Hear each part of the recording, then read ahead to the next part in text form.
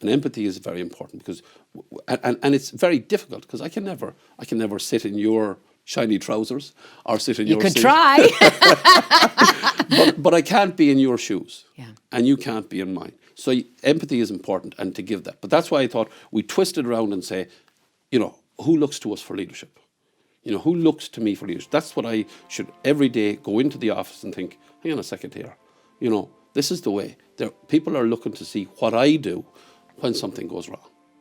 The Architects of Business on JOE, in partnership with the EY Entrepreneur of the Year programme, telling the inspirational stories behind Ireland's most successful entrepreneurs. Hello and welcome back to the Architects of Business on JOE, made in partnership with EY Entrepreneur of the Year, where we hear the inspirational stories of some of Ireland's leading entrepreneurs. I'm Sonya Lennon, and in this episode I speak with Richard Kennedy, CEO of Devenish and recently crowned EY Entrepreneur of the Year 2019. Richard, I'd say on the inside you're feeling as sparkly as my trousers. How are you feeling the day after the night before? Well, I think that's a very good analogy. That's exactly how I feel, Sonia. But also, I suppose,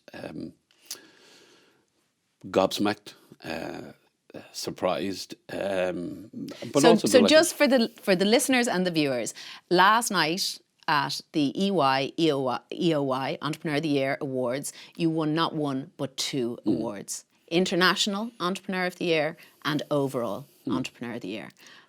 Extraordinary. Well, yeah, I suppose it is when you say it, and when you hear people, when I hear you saying that to me, I kind of have to pinch myself. And, but last night I woke up 3 or 4 times during the night thinking, well, that was a dream.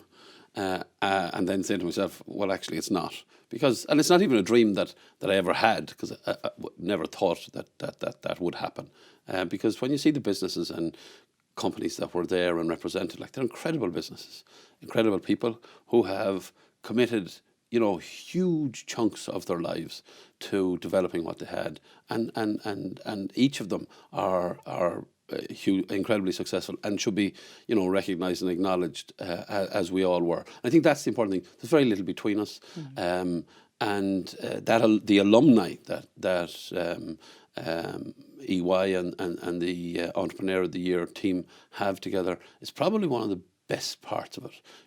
The number of people that I've met, the new friends I've made, the people that you can go to, it's incredible. And so that's one of the abiding, I suppose, pieces of it that I hadn't expected. So even at this stage, with your crown freshly tilted on your head, you've developed that network. So although the story is in a way just beginning, you had been to 2 of the events previously. At what point did you think, sure, let's go for it? Well, I suppose we were nominated, and we gave it a lot of thought because we knew it would take, it always takes time, and there is only, 24 hours in every day, so something was going to have to change or shift, and we were slow to commit, but I have to say, when we did, it's been incredibly worthwhile. So we accepted the nomination and then went through the process and started to meet the other people and the other teams who were involved, and the companies, and that then opens it up. So you meet people, you share stories, you talk to them, you say, we have this issue, what's your sense? Things like Brexit, lots of us in the competition had similar challenges. So it was great to be able to even just say, what's your sense of this? Yeah. And so this is in your DNA. You grew up on the west coast of Ireland. Sligo is coursing through your veins. Where did the entrepreneurialism come from? Well, I suppose I have to say, Sonia, that it actually it is in my DNA, because my dad and my uncle were absolutely entrepreneurial businessmen. And their attitude was, because we live in the west of Ireland, under the Ox Mountains, there is no passing trade. So back in the 40s and 50s, when my dad was, he served his time as a shop boy, and then bought a business or took over a business and started to distribute confectionery. So he was a wholesale confectioner, and himself and his brother developed a business from Limerick to Mallinhead, distribution of sweets, coming to Dublin twice a week to Milroy's to buy and collect sweets, bring them over to the west of Ireland. He talked to me about supply and demand. Milroy's would only release a certain amount because they wanted to ensure that there was a good demand. And the other thing he told me about sweets, and he also went into ice cream, which ultimately became the thing that made him, was that when somebody finishes a sweet, they want another one. So that's been in my DNA. So I like to have repeat business.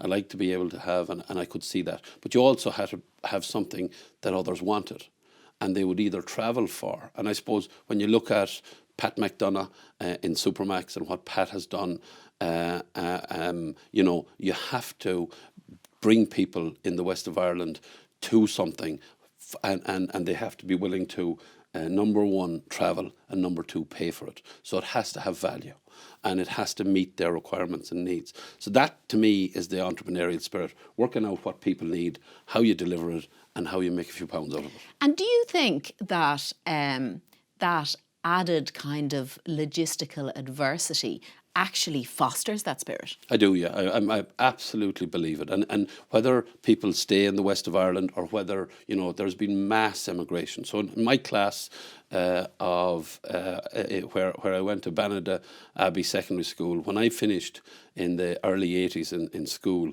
there were 63 in my class. 48 of those people left the country. Now, many of them have come back subsequently, but when they left, they went and were very successful. So whether West of Ireland people stay there or they move on, there's always that, I suppose, in my mind, there's always that sense you have to be better than where... It's almost like an inbuilt sense of striving, like a philosophy of striving to make it happen. Yeah, absolutely, because as I said, there isn't the population, there isn't the throughput, there isn't the passing trade. Another thing we had was a petrol pump. We didn't have a petrol station, we had a petrol pump outside the house. My dad, when televisions came out, he sold televisions in the local area. He was an electrician when, in the late 40s, in his early 20s. And he was a portfolio entrepreneur. Yeah, whatever. He just wanted to generate cash. And that's the thing that the west of Ireland suffers from. And it's why we want to draw more people in there. It's why Jacqueline and I went back and said, we were living here in Dublin. We want to go back and spend our money. Because if there isn't cash being generated and turned over in the economy, it will wither and die. Yeah. And I absolutely love your approach to revenue. And it's so refreshingly simple that, anybody can have an idea, but the cash is the blood flow that makes it a reality. Yeah, and I think that's the thing, people ask often what advice would you give to people, people who are starting up? And the most important thing is it has to generate revenue and generate it as quickly as possible, because you see lots of startups and I know there's many angel funds out there investing in the hope that something generates revenue, but I think it's the lifeblood. Once you have a revenue, you can push it, you can play with it, and farmers are really good at that. For instance, pig farmers, where I when I joined Devenish, or when I was with Devenish, and when I started this business with New Tech back in the early 90s, I worked with a lot of pig farmers, and pig farmers are masters at managing cash flow. And once you can move that cash and work it, then you have something to keep the business alive. You can sweat it. Absolutely. So take us back to the beginning of your career then, and so you were one of the few that stayed behind. everybody left, and you're left in your beloved Sligo. What happened next? Well, I suppose I was in our house. My mum and dad were. We were blessed. We have a fabulous home. My dad was one of the most positive men, or was one of the most positive men I ever met. And I've said this a few times in the last day or two.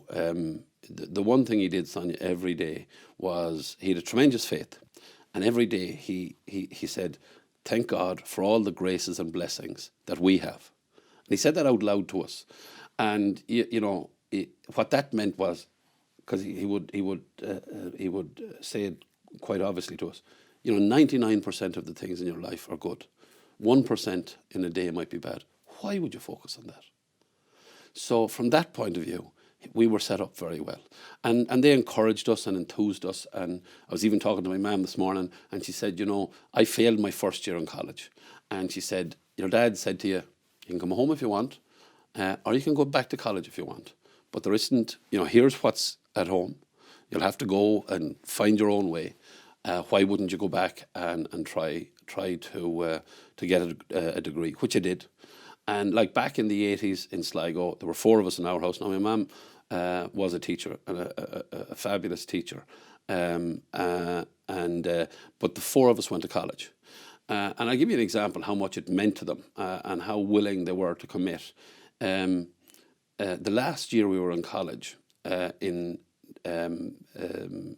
would be 88, 89. I think I'm right, but the loans in the house and for the farm was 17% interest. My mum was on 30. When you think back, yeah, extraordinary. Oh, it's incredible. Like you think of it, every 5 years you paid back your principal in, you doubled what you owed. So that's what they had. Our fees, there were 3 of us in college at the time. Our fees were 3,500 apiece.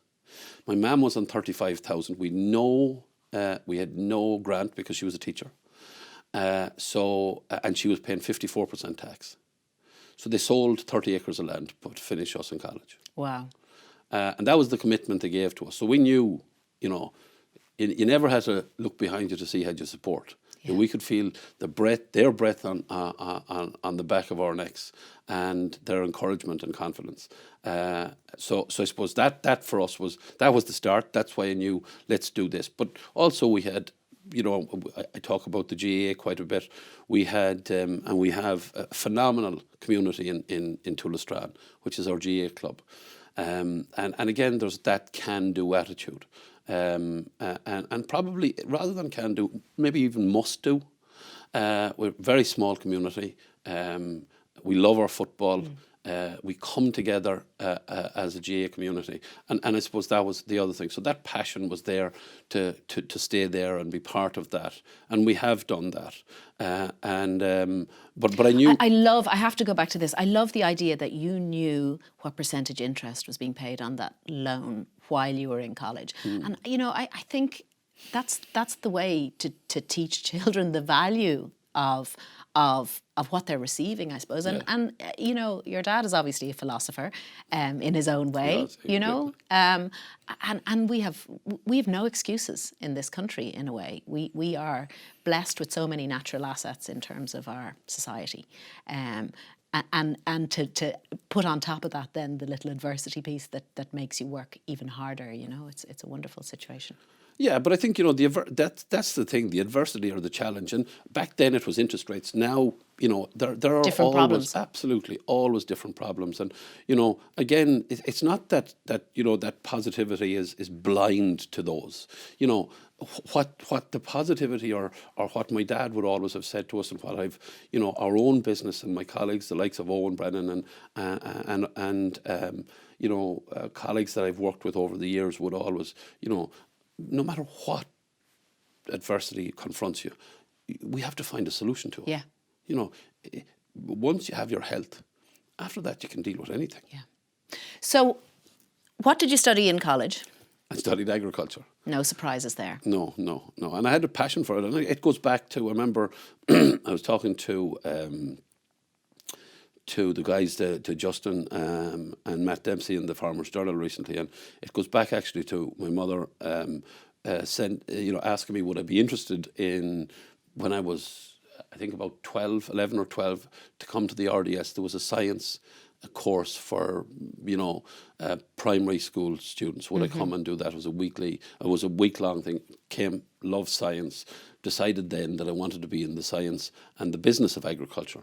Well, I didn't really think of it, the business of agriculture. I wanted to be in agriculture, maybe thought I wanted to be a farmer, but it was actually the business of agriculture, because my dad also had started a livestock mart in the early 70s, my dad and my uncle. And that was a tremendous, I suppose, I have a vision of your dad. If he opens his coat, he'll have watches in the inside, Anybody want to watch?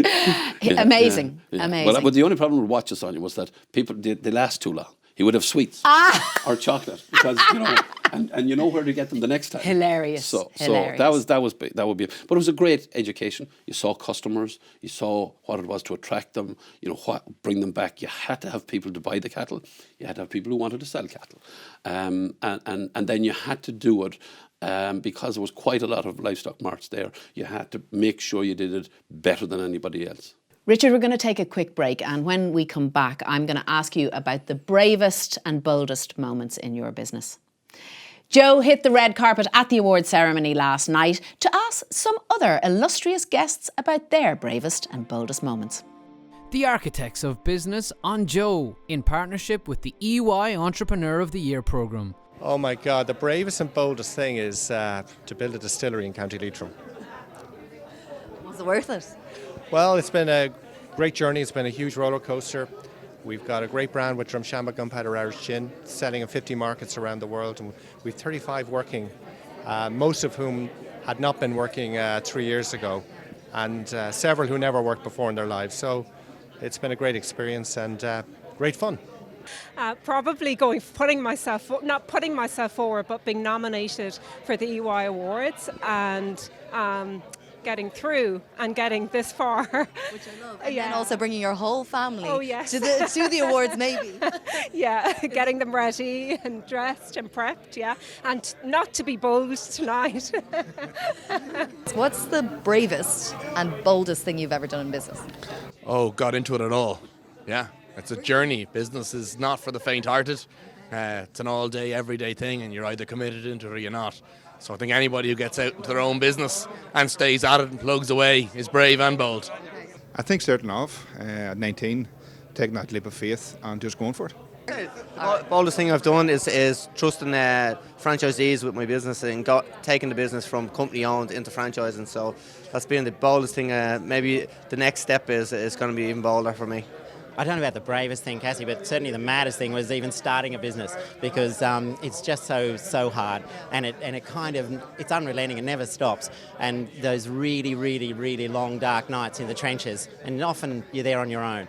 But then when you get nights like tonight and you get everybody around together, and this is when all of the magic gets created, when you bring this really mad mob together with this creativity just flowing out of all of us. It's fantastic. Well, let me see. I bought a business in 2015 with 120 employees in 5 stores, and we've managed somehow to grow that to 18 and 500 stores and take it all over Ireland. So I think that was pretty brave. Actually, going out there and starting. That's what a lot of people are saying. It. So is that like... That is it. Okay. Actually starting. And then I'm probably about to do the biggest and boldest one ever, because I've started again, and my reputation is I always get it right. So now there's real pressure. So maybe this is the biggest and boldest, but this one is going to save the planet. I think the bravest and the boldest was when we spent €500,000 on a domain name. Like Peter and myself, we were developers, and we didn't put much focus on the marketing or sales side of the business, and the opportunity came up to buy the domain name teamwork.com. Well, I think I bought the domain name and told you 2 days later.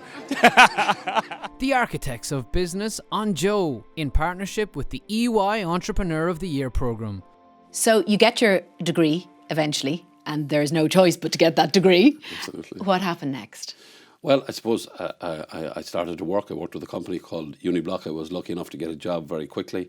And then after 2 years, I got an opportunity to join a company called New Tech. And it's where I met Owen Brennan. That was on the 1st of February 1991. and it was, a milestone day for me in my career. That's probably not the right way to say it, but it was. If you say it is, it is. But it really was, because Owen, who was the founder of Devenish, a tremendous support, or a very, very close friend and confidant, has been, incredible in encouraging me. And I suppose, I trained as a pig nutritionist then, and we started to develop and grow business. And then in 1997, Owen had decided and wanted to move and acquire his own business and our own business. So he invited me to join him, and a number of us, Michael Maguire, Wallace Henry, and Morgan Shee, and others joined us, and we went off and acquired Devenish, and started Devenish from there, because we felt that there was an opportunity, and I suppose how I've described that in the past, Sonya, has been that back then, the word disruptor, if you were a disruptor, you were kind of put in the bowl corner. Mm-hmm. Today, you're lauded and celebrated, but we did disrupt, because our competitors are very strong, and the marketplace we exist in is incredibly competitive. So we had to find a way to address that market from a different position and in a different way. So for anybody who isn't aware of what Devenish does, you might just explain. Yeah. No, what we are is, as I said, we're nutritionists. And we know that nutrients are key in terms of delivering health. Healthy, nutritious food is the basis of good health for all people. And I think that's something we're kind of missing at the moment, but that's probably for another day, because we focus on what's not good. In actual fact, we should focus on what is really good. And balanced, healthy nutrition is the key to health. If it's healthy every step of the chain. Absolutely, Yeah. absolutely. And the chain is quite long, but it's also but there's huge opportunities in that.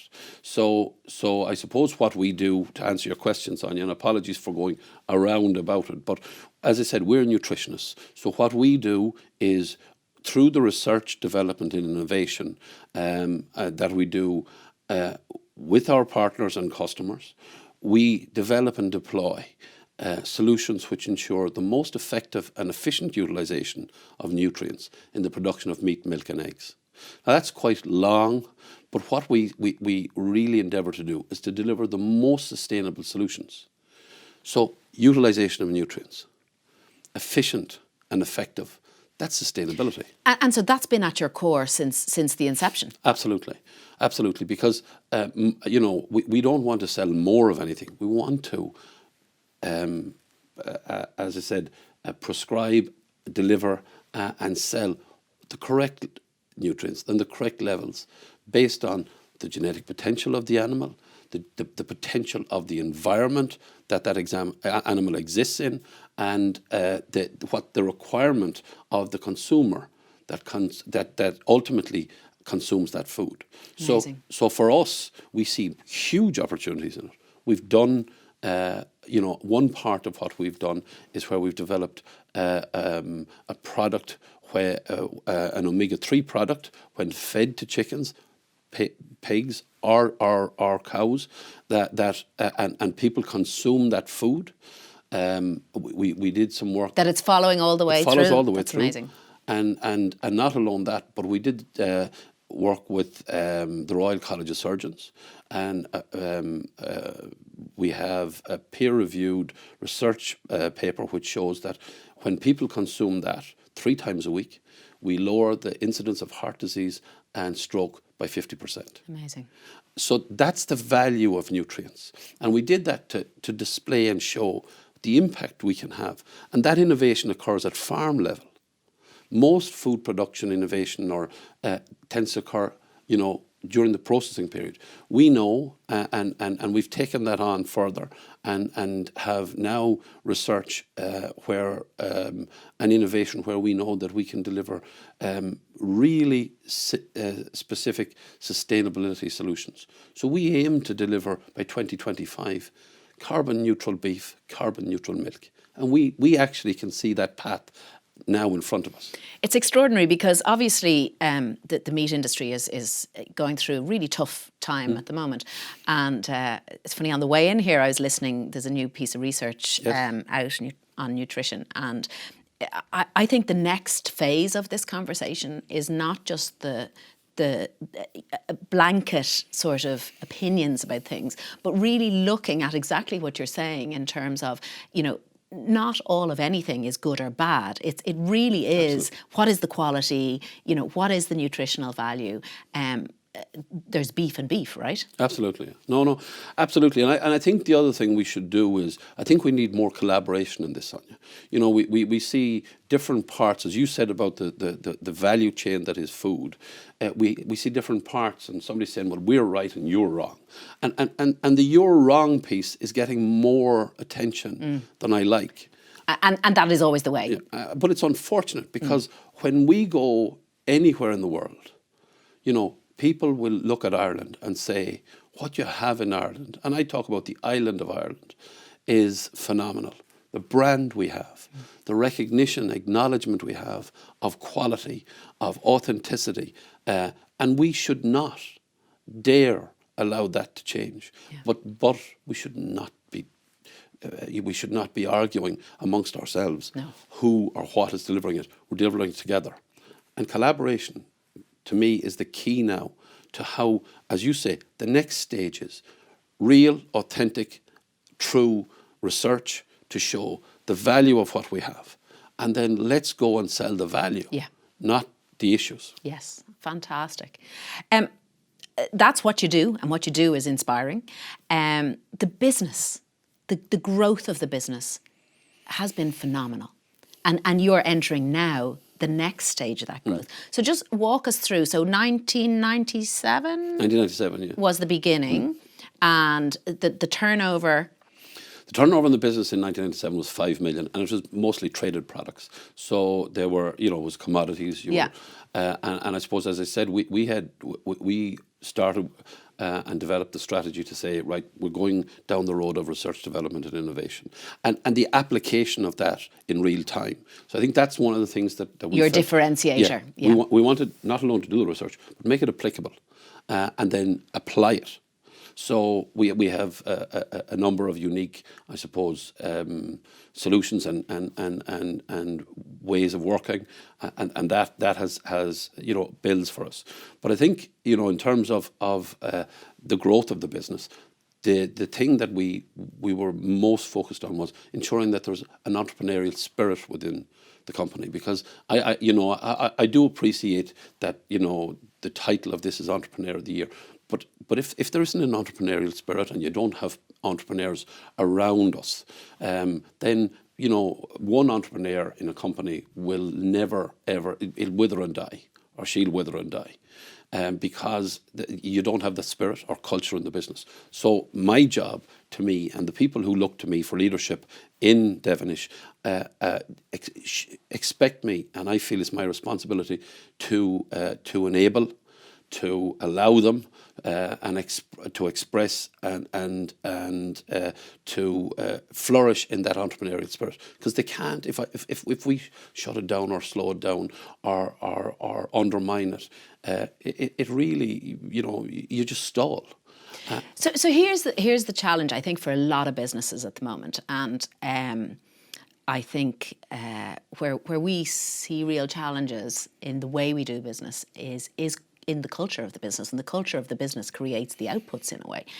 You now have 500 people. To encourage entrepreneurship, by definition, you need to celebrate failure.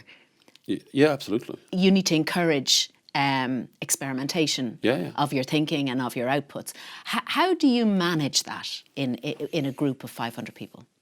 Because I think the reason I'm asking is because I think that's what people can't get their head around. How do you create that culture? Well, you know, it's a challenge all the time. There's no question. And I suppose if you don't fail, you won't create. Because and if you don't learn from that. So, you know, again, I suppose for us, the one thing we would try and do is is, little or no retrospection in terms of criticism. So constructive or otherwise. Like, all you can do from the past is learn. But if you go back to poke someone in the eye, or even to say, well, this was, look at that, what happened before, then that immediately inhibits. So that's the first stage. Yes, learn from it. By all means, you must learn from it. And the definition of madness is doing the same thing, as they say, and expecting a different. So you can't do that. So you have to be willing to change. But then you can't be inhibited by or limited by the those failures. You say, right, fine, we move on. So those are the sort of things that I think are very important. Now, again, I don't like, as a matter of fact, I think in an entrepreneurial, innovative business, structure is very important. And I drive my colleagues nuts by saying our structure is that there isn't structure. And then they say, no, but you can't have that. So I says, right, well, let's turn it on its head. So you heard me refer to the fact that, people look to me for leadership. Nobody reports to me. They look to me for leadership. And that's what I ask all my colleagues to do. So people don't report to anybody in Devenish. They look to one another for leadership. So if you're in a senior role, then there are lots of people looking to you for leadership. Your behaviour, it's my behaviour. That's fantastic language. Yeah, well, we worked really hard on that. Spent a long time kicking that around. And, it's funny, I talk about the GAA quite a lot. But what we did actually was, what was the basis of this? I was at a coaching conference in Croke Park. And one of the more senior coaches in the GAA is a guy called Donny Butler, from down in Tipperary. Mm-hmm. And I asked Donny to come and talk to us after what he presented. And one of the slides that he put up, and it was an incredible slide, was, he said, as a coach, he says, you need to enable people. But he says, honesty without empathy is cruelty. And I thought, well, my head was spinning. So he says, I'll explain it to you. He says, if you're playing corner forward on a GA team, so for those who aren't, normally when you get in a parish team, you're running out of players and the corner forward is the youngest or the weakest or the lightest. So when you're taking him off, if you take off a corner forward and because he's playing badly and you say to him, you were brutal, right? So you're being honest, there's no empathy, and it's absolute cruelty. Now if you take him off and you say, look, it didn't work out for you today, we'll have a chat about it. So it's how you turn that coaching around from being, a punch in the ribs. Absolutely. Everybody can say you can be honest. Oh, we want honesty. But you also require empathy. And empathy is very important because, and it's very difficult because I can never sit in your shiny trousers or sit in your seat. You could try. but I can't be in your shoes. Yeah. And you can't be in mine. So empathy is important and to give that. But that's why I thought we twist it around and say, who looks to us for leadership? Who looks to me for leadership? That's what I should every day go into the office and think, hang on a second here. This is the way. People are looking to see what I do when something goes wrong. What I do when I make a mistake. Put up your hand. Fantastic. Your story is amazing. I mean, we haven't even dived into the nuts and bolts of the growth of this business, and it is set to increase by 100 million in the next how many years? Well, that's what we're aiming for. Yeah, I'm pretty sure you're going to do it, Richard. Sometimes we miss, but sure, we're aiming anyway. Yeah. And as I said, genuinely, Sonya, this is about our people. And I have tremendous colleagues, people who I have huge admiration for. And as I said to you, I want them to express their ability. Because Owen Brennan allowed me to express mine. And I now want to reflect that and give people the opportunity to express their ability. Richard, you had 2 football teams with you at the EY Awards last night. And to be honest, your leadership was palpable. Thank you. You had people there who love you and what you do, and it's been my absolute pleasure to sit here with you. Thank you so much. Well, thank you very much, Sonya. I really appreciate it. Thanks for listening to Joe's Architects of Business, made in partnership with EY Entrepreneur of the Year. Thanks to the team here at Maximum Studios, and of course to my fabulous guest, Richard Kennedy. If you haven't already done so, please do subscribe to the show to get a brand new episode into your feed every fortnight for free. I'm Sonya Lennon. Talk soon.